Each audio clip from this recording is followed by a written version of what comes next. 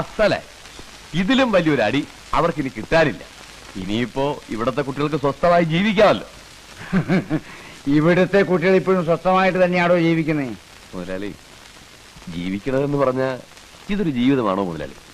ഒന്നുകിൽ നാട്ടുകാരെ സഹായിക്കാൻ വേണ്ടി തല്ലുണ്ടാക്കുക, അല്ലെങ്കിൽ ആനപ്പാറക്കാരെ തോൽപ്പിക്കാൻ വേണ്ടി തല്ലുണ്ടാക്കുക. ഇതല്ലാതെ അവർക്കും വേണ്ടേ മുതലാളി ഒരു ജീവിതം? വേണ്ട. ഇനിയും ഇങ്ങനെ വാശി പിടിക്കണോ? കൊല്ലം 10-20 ആയില്ലേ അതൊക്കെ കഴിഞ്ഞിട്ട്? ഇനിയെങ്കിലും അവന്ന് അവസാനിപ്പിച്ചൂടെ? പഴയതൊക്കെ മറന്നൂടെ? മറക്കണോ? പഴയതൊക്കെ ഞാൻ മറക്കണോ? എന്തൊക്കെയാണോ ഞാൻ മറക്കേണ്ടത്? പറയുന്നു, എന്തൊക്കെയാ മറക്കേണ്ടത്? എന്റെ ലക്ഷ്മി, ഈ വീടിന്റെ മഹാലക്ഷ്മി എന്റെ കൺമുമ്പിലാ വെട്ടുകൊണ്ട് വീണത്. ഈ കൈകളിൽ കിടന്ന് അവസാനം അവൾ പെട്ടഞ്ഞ് മരിച്ചത് അത് ഞാൻ മറക്കണോ? പിന്നെ 14 കൊല്ലം ഞാൻ പൂരപ്പുര സെൻട്രൽ ജയിലിൽ കരിങ്കല്ലുടച്ചത് മറക്കണോ?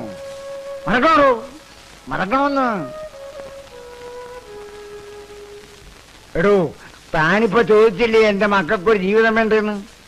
അവർക്ക് എന്തേ ഒരു ജീവിതമില്ലാണ്ടായി പോയി? എന്തേ എന്റെ ബാലരാമൻ കല്യാണം കഴിക്കുന്നത്? എന്റെ സ്വാമിനാഥനും പ്രേമചന്ദ്രനും എന്തുകൊണ്ട് കല്യാണം കഴിച്ചില്ല?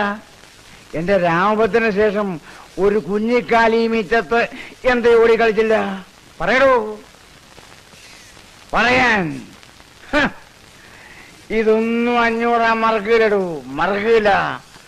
ആ തള്ളയും മക്കളെയും നശിപ്പിച്ച് ഈ 500 ശവം ചമ്പലാവൂ.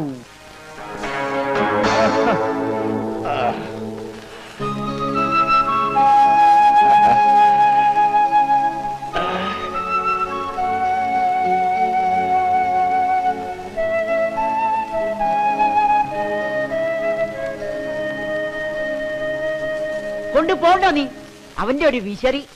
അകത്ത് പകരുന്നത് തീയാനുള്ള തീ, അത് വീശി കെടുത്ത നീ ആദ്യം.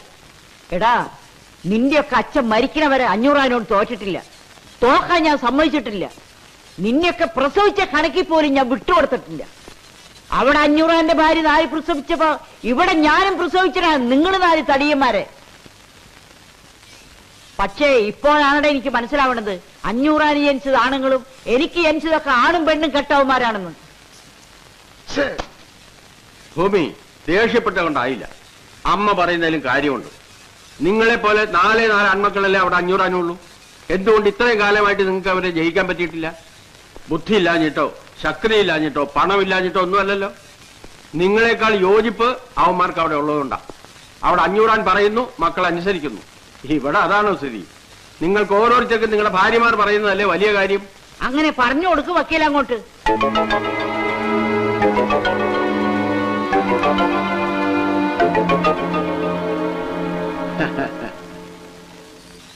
അസലായി. ഇതാ പെണ്ണിന്റെ ശക്തി. പോയപ്പോ വാല് പോലെ കൂടെ പോയത് കണ്ടോ? ഇതുപോലെ അവന്മാരും 4 വഴിക്ക് ആകണമെങ്കിൽ അവിടെ ഒരു പെണ്ണ് വേണം. അവിടെ പെണ്ണില്ലാത്തതാ അവരുടെ ശക്തി. അവിടെ ഏതെങ്കിലും ഒരുത്തന്റെ മനസ്സിലേക്ക് ഒരു പെണ്ണെന്ന് വന്ന് നോക്കട്ടെ. പിന്നെ നിങ്ങളും വേണ്ട, വക്കീലും വേണ്ട, കേസും വേണ്ട, കോടതിയും വേണ്ട, ഒന്നും വേണ്ട. എല്ലാം അവള് ചെയ്തോളൂ. 500 കുടുംബം കുഴിച്ച് കുളം തോണ്ടുന്ന കാര്യം ആ പെണ്ണ് നോക്കിക്കോളൂ. എന്തു പറയുന്നു? പതിയാക്കണമെന്ന് കുറെ നേരമായില്ലെന്ന് കുരക്കണത്. ഇവിടെ ഒരു വെച്ച് കല്യാണം മടങ്ങി കരഞ്ഞരച്ച് കിടക്കണത്. അപ്പോഴയാളെ അവന്മാർക്ക് വേണ്ടി അന്വേഷിക്കാൻ നടക്കണത്. കല്യാണം മുടങ്ങുന്ന വെച്ചാൽ ഞാൻ കൊല്ലാൻ പറ്റുമോ? പഠിക്കാൻ വിടണം. കൊല്ലണോ പഠിപ്പിക്കണോ എന്നൊക്കെ ഞങ്ങൾ തീരുമാനിച്ചോളാം. അതിനി പഠിക്കാൻ പോവില്ല എന്നാ പറയുന്നത്. പഠിക്കാൻ പോകില്ല എന്നൊക്കെ അത് പറയും. പക്ഷെ ഇനി ഇവിടെ ഇങ്ങനെ നിർത്തിക്കൊണ്ടിരുന്ന അതിന്റെ വിഷമം കൂടുകയുള്ളൂ. അതുകൊണ്ടാണ് പറയണത് അതിനെ പഠിക്കാൻ വിടണം. അങ്ങനെ നമ്മുടെ മാല് മടങ്ങി വരികയാണ്. മടങ്ങി വരുന്ന മാലുവിന് നമ്മൾ ഗംഭീരമായ വരവേൽപ്പ് കൊടുക്കാൻ പോവുകയാണ്. അതിനുവേണ്ടി ഉദാരമായി സംഭാവന ചെയ്യുക. വെറുതെ ഞങ്ങൾ ഒടിഞ്ഞു പോകട്ടെ. സംഭാവനകൾ കൂമ്പാരമായാൽ പരിപാടി ഗംഭീരമാവും.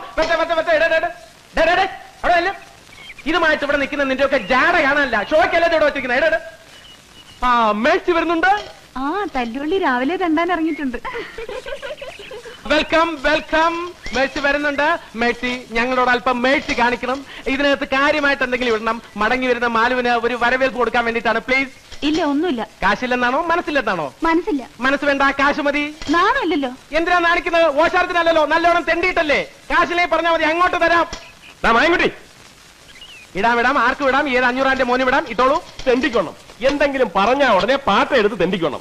എടാ ഈ പരിപാടി ഞാൻ പ്ലാൻ ചെയ്താണെങ്കിൽ അതിന്റെ ചെലവ് വഹിക്കാനും എനിക്കറിയാം. ഇത് ആ ചെലവ് വഹിക്കാനുള്ളതല്ല. അറിയാം, നിനക്ക് വഹിക്കാനുള്ളതാണെന്ന് എനിക്കറിയാം. അങ്ങനെ നീ വഹിക്കണ്ട. അയ്യേ, ഇതിപ്പോ നിന്റെ പോക്കറ്റിൽ കിടന്നാലും എന്റെ പോക്കറ്റിൽ കിടന്നാലും എന്താണ് വ്യത്യാസം? ഒരു വ്യത്യാസം ഇല്ലല്ലോ. അപ്പൊ ഇത് ഇവിടെ തന്നെ കിടക്കട്ടെ. ഇവർക്കാർക്കും വിരോധമില്ല, എനിക്ക് പ്രശ്നമില്ല.